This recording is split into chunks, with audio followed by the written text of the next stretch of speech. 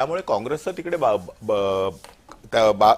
ताकद असणं याच्यामध्ये नवलते काय, पण ठीक तेवढं आहे. असताना सुद्धा अवधूतची ताजी बातमी येते. मी पटकन मुंबईवर आपल्याला या चर्चेसाठी आणेन. आता पटकन आधी प्रणिता आपण बोलणार आहोत. अकोल्यात भाजपचे सागर शेगोगात हे पराभूत झालेले आहे.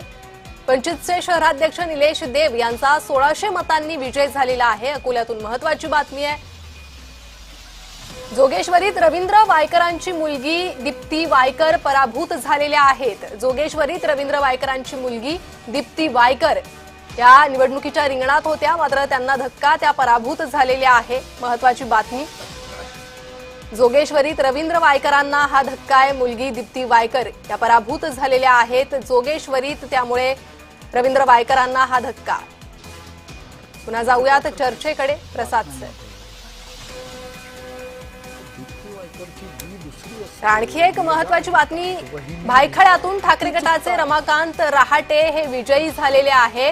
पनवेल प्रभाग क्रमांक 7 मधून भाजपचे 4ही उमेदवार विजयी झालेले आहेत. भायखळ्यातून ठाकरे गटाचे रमाकांत रहाटे विजयी झालेले आहेत. पनवेल प्रभाग क्रमांक 7 मधून भाजपचे 4ही उमेदवार हे विजयी झालेले आहेत.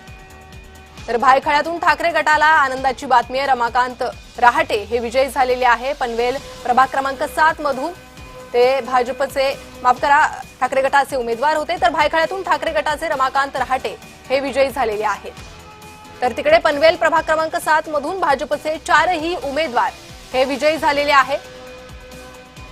पुन्हा जाऊयात चर्चेकडे. प्रसाद सर. बिलकुल प्रणिता, आता पटकन आपण अवधूत वाघ यांच्यापर्यंत पोहोचतोय. अवधूत वाघ, योगेश चिले आणि आपल्यासोबत अरुण सावंत असे तिघजण आहेतच. याच जोडीला आपल्यासोबत चर्चेमध्ये बालाजी गाडे पाटील आलेले आहेत. काँग्रेसकडून बालाजी गाडे पाटील, योगेश चिले मनसेकडून, अवधूत वाघ भाजपाकडून, अरुण सावंत हे शिवसेनेकडून आणि प्रवीण पुरो हे आमच्याकडून म्हणजे पत्रकारांकडून आहेत. आपण सगळ्यांचं चर्चेमध्ये